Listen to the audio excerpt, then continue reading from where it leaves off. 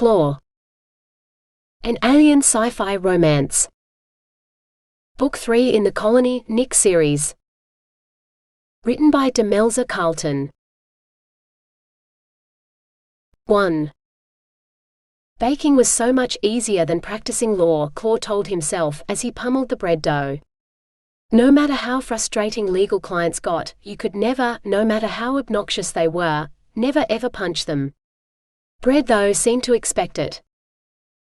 So when the cream order had failed to arrive for the second week in a row due to the loss of the colony's sole dairy herd, and no one had any idea how long it would be before their replacements matured enough to give milk, he'd had to learn to make his own butter using powdered milk and a variety of other ingredients before he could even start on tomorrow's croissants. The croissants, in turn, had taken twice as long as usual because the butter substitute hadn't been chilled enough the first 3 times he'd tried, and even on the 4th try he'd had to only make small batches because if the accursed stuff got too warm, the croissants wouldn't hold their shape, so he had to stop everything to whisk the trays into the cool room the moment they were full. Or the strawberry order hadn't arrived because it had been involved in an aircar crash between Eden and Metropolis, and the rescue workers had prioritized rescuing people over precious food supplies. Claw knew that food could be replaced, albeit with synthesized substitutes, seeing as strawberries were still in short supply, but having to rehydrate 3 crates of accidentally freeze-dried strawberries that were supposed to be fresh so he could make them into strawberry tarts. In the end, he'd had to give up on the tarts entirely, and spend hours rehydrating the deliberately freeze-dried apple pieces, so that he could turn both kinds of fruit into pies. People expected their strawberries to be slightly soggy once they'd been baked inside a pie, while they were less forgiving about them turning to jam on top of their tarts. Maybe he should have actually turned them into jam and used them in cream buns or donuts or something.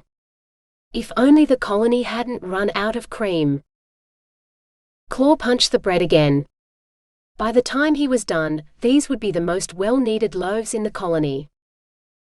Then again, supply shortages being what they were, with the colony only having been established for a year and agriculture limited to what they could grow quickly in the unfamiliar soils of New Hope, the Bear Claw Bakery was the only bakery in the colony, and therefore his was the only bread to be bought in it. But food made from colony-grown ingredients, especially fresh food, sold at a premium when ration bars were free to all colonists, and when people paid a high price for their bread or croissants or whatever other pastries he managed to make, they expected it to be good, or they wouldn't buy it again. Claw sighed. Sourcing supplies, supply chain disruptions, pricing, marketing, planning which products to make, so many things he didn't know about running a bakery. He'd never had to worry about any of this when he was working part-time as a baker's assistant, back on Tito. He'd just done everything the bakers ordered him to, and it had worked. Maybe he needed an assistant or an apprentice here, to do the actual baking while he worried about the business side of things. But that would be like giving up and going back to practicing law. If he'd wanted to keep doing paperwork, he'd have stayed working for the Senate, drafting new laws with which they could govern all the people of the Alton system. Besides, he didn't actually make enough profit yet in the bakery to justify hiring anyone new. Sure, if there were 2 bakers they could make and sell twice as much product in theory, but only if they had enough ingredients. Which reminded him, if he didn't have enough cream to do the bear claws, he'd have to mix up a batch of mock cream next. Much like the butter substitute, it worked best if it had chilled for a few hours in the cool room before he piped it into the pastries. Claw ducked into the cool room to check. Yes, he'd need to make mock cream after the bread dough was done. A baker's work was never done. It was still better than being a lawyer, though. Thrashing out the Alton System Treaty between Titans and humans in an effort to end the war had been 1,000 times more stressful than baking. And that had been without the daily death threats from the humans' first crazies, or the Titan terrorists who called themselves the Anti-Robot League. Not that the humans had robots, or AIs of any kind that he'd seen, but the ARL had been adamant that humans were hiding them somehow, and they would use them in a surprise attack, or some such insanity. Now the only crazies he had to deal with were ones who complained there weren't enough almond slivers on their bare claws. He dealt with them by slipping them a few extra, without mentioning that all the almond slivers came from a food synthesizer, because it would be years before any almond orchards in the colony bore fruit. Or nuts. But he was supposed to keep the food synthesizer secret, as there weren't many of them in the colony. His had been salvaged from a ship destroyed during the war, and he'd had to write a lengthy application to the colony administration to get the device allocated to him. Even now he lived in fear of it being reallocated somewhere else, where it was needed more, when half his ingredients still had to be synthesized so he could fill the bakery shelves every morning. This was what he wanted. His reward for his part in putting the treaty together. A nice, relaxing job with none of the pressures of being an important lawyer.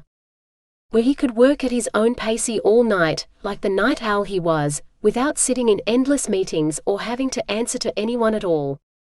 He ordered his ingredients, they arrived, and he turned them into baked goods that his fellow colonists enjoyed. He could. His comm beeped, signaling an incoming call. Claw checked the caller ID. There were some people he still had to answer to, no matter who or what he was. Hello? 2. Hi Orson. How do you feel about speed dating? Claw wasn't sure which set his teeth on edge more, the use of his given name or the thought of using a matchmaking service like speed dating. Allie, you know I prefer to be called Claw now. She blinked, then shook her head. Of course. Sorry, Claw, it's just that I called you that for so long while we were negotiating the treaty, it stuck in my head and just sort of popped out. I'll blame the lack of sleep with a new baby, even if Galen is the stay-at-home parent and not me. But speed dating. Have you ever done it? No, and he never intended to do that, or any other form of professional matchmaking. Of course not. If I were that desperate for female company, I wouldn't use a dating service. They use stock photos of attractive people to entice lonely singles to join the service, where the reality is that most of them are desperate and dateless for a reason. And as the men usually outnumber the women, I'd have far worse odds finding a potential mate than, say, someone like you would. Not that she needed to. Everyone in the colony knew she'd given birth to one of the first human-titan hybrid babies, and the child's human father had moved to the mare community to take care of it, in accordance with mare custom. It's just that, a few of the mare girls here are considering settling down with human partners of their own. They saw an ad for a speed dating service at the one-shot cantina, the Intergalactic Dating Agency or something, and so they contacted them. Only to be told the service is at full capacity for women looking to breed, but if they knew any men who'd be interested. Her pause was so pregnant, it could have given birth to griffin quintuplets. Talon might be interested. Not me, Claw said. Yeah, I know that, which is why I called you. Pretend you're still a suspicious lawyer. If a dating service is turning away women, what are your first thoughts? Come to think of it, there were alarm bells ringing in his head. Not as loud as when he'd been a practicing lawyer, but... That's not right. It must be a scam of some sort. Trying to lure desperate men into paying for the service. No, that couldn't be right. Desperate women's money was just as good as men's. Is it a front for an illegal brothel? You know the treaty as well as I do. Brothels aren't illegal as long as everyone's over the age of consent and there is consent. But if the girls are coerced, it's not true consent. Sexual slavery or indentured labor is definitely illegal under the treaty, just like it was in the Titan system. Surely no one would. Humans. It had to be humans. Only they would do such base things no Titan would even dream about. That's why I need you to go in there. Tell them you're looking for a potential mate, and ask questions. Ask the girls in the speed dating session. And afterwards, tell me what you find out. Tell me if I'm being paranoid, if the Intergalactic Dating Agency is real and above board and genuinely interested in matching their clients with appropriate partners, or if there's something darker going on. I'll owe you one. Ali owing him a favor. Now that was valuable. But he couldn't just walk in there and start asking questions. People would automatically think he was one of the watch, and stop talking to him. Maybe even toss him out. Would you mind if I took a couple of friends along? Maybe Talon or Fang or Achilles, he asked. The more eyes the better, Ali said, echoing his own thoughts. Take whoever you like. As long as they're as principled as you, because if something dodgy is going on here, the watch will not take kindly to any man who takes advantage of a girl whose consent is coerced. They wouldn't. They're good guys, Claw said. I guess we'll see, won't we? Anyway, it's on Friday night. Go talk to some girls and get a feel for what's going on, please. That's all I ask. And tell you if there's anything suspicious going on too, of course, he said. Of course. And you, the mayor enforcer, will owe me a favor? Claw tested. Mayor enforcer and colony plumber, don't forget. If your place gets flooded, having a plumber owe you a favor is worth its weight in fusion fuel. Like when he'd first arrived, and his apartment floor had been turned into an ice rink due to the combination of a leak and a faulty thermostat. He couldn't thank Ali enough for fixing that mess. It's a deal. Happy speed dating, Orson. She ended the call before he could correct her. How bad could it be? 3. Donna clapped her hands. Your attention please, girls. After a year on Star Farm under Donna's command, she had their attention before she'd even opened her mouth. Well, all except for Eva. Eva. The youngest girl looked up, all innocence, like she hadn't heard Donna the first time. Yes, madam? Donna's cheeks pinked. Don't make me put you in solitary, she warned. Eva merely shrugged. She'd spent more time in the cells than anyone else, but she never seemed to mind. You do what you must, madame. Donna looked like she wanted to respond, then shook her head and forced out a smile. Ignoring Eva, she said, I have wonderful news. We have been invited to a social event at the One Shot Cantina. It's a speed dating event, where you will meet some of the male alien colonists who are looking for brides to bear their children. I don't need to remind you that as part of your contract, you are required to bear 4 children for the colony. Finally. Franny leaped to her feet. I volunteer. Donna frowned. I'm not finished explaining yet. Franny nodded. I know. We're all listening. But I volunteer. I'd really like to go. Donna nodded and continued. Franny stopped listening.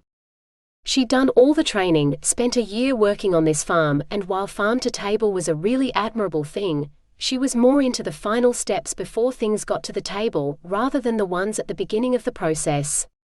She'd give her right arm for a piece of toast in the morning for breakfast, instead of protein bars. Her right arm and her right foot for a croissant. She'd even bake the things herself if she had to. Before she handed over her arm, obviously. Kneading bread dough was pretty hard without both arms. She hadn't left the farm once since she'd arrived. The last time she'd been to a pub was back on Earth, when she and Rue had sneaked out to the spaceport bar to celebrate her 18th birthday. She hadn't seen a man since Exodus, let alone gotten naked with one. Now Donna was sending them to a pub to meet hot aliens? She didn't need to know the details. Of course she was going to volunteer. She wondered if he'd have wings or tentacles or horns or a tail or scales or... Someone tapped her shoulder, interrupting her daydreaming. You shouldn't volunteer like that, Eva said, plopping into the empty seat beside Franny. Everyone else had left, so they were the only ones left in the dining hall. Why not? I'm 21. I want to go to a pub and hook up with a guy like a normal person instead of working all day and never going out at night, Franny said. And these are hot alien guys.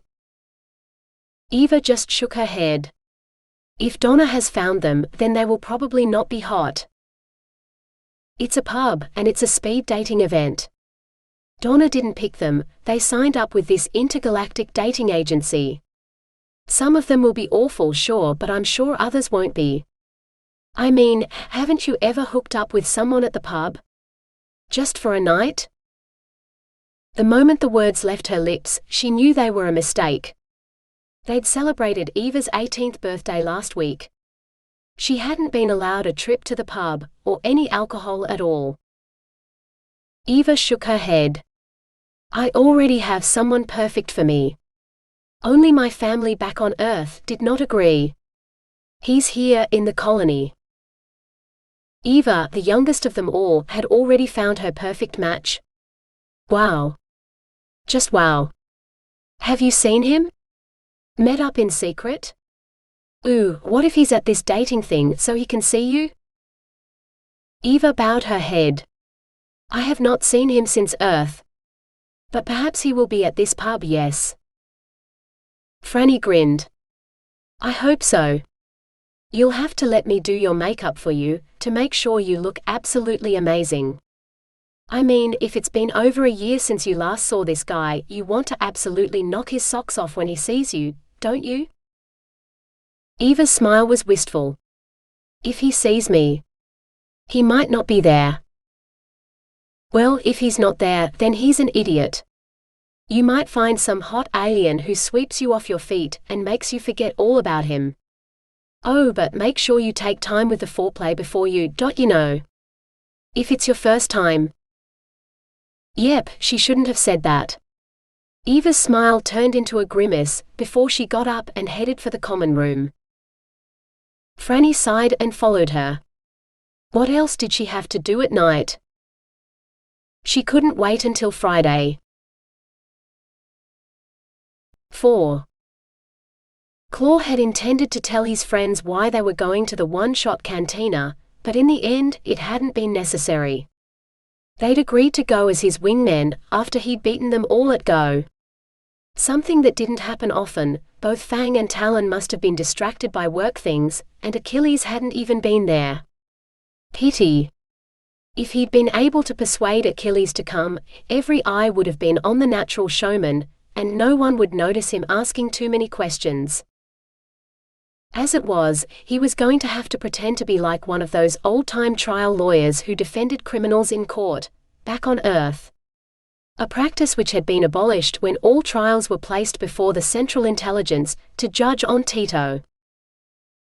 Talon and Fang peeled off, each headed for the girls they were supposed to speed date, whatever that was. But Claw had no idea where he was supposed to go. Find your seat, sir, so we can start, the officious fawn with the tablet said. Those two ladies are not yet taken, perhaps over there? Claw followed the fawn's pointing fingers. The two ladies were in deep conversation, ignoring everyone else in the room, their heads lowered so he couldn't even see their faces. What he could see were the numbers on the tables 1 and 2. He wavered. Number 2 looked up. Oh, you definitely need to meet my friend Franny here, she said as she pointed to number 1. I have particular tastes and I don't believe you share them. She gave him a knowing wink, which left him even more mystified. What the? Someone shoved him out of the way to take the seat across from number 2. Which left number 1, Franny the friend. Claw hurried to take his seat. Hi. She lifted her head, offering him a shy smile. Dark eyes, slightly flushed cheeks, a rosebud of a mouth. Claw's mind went blank.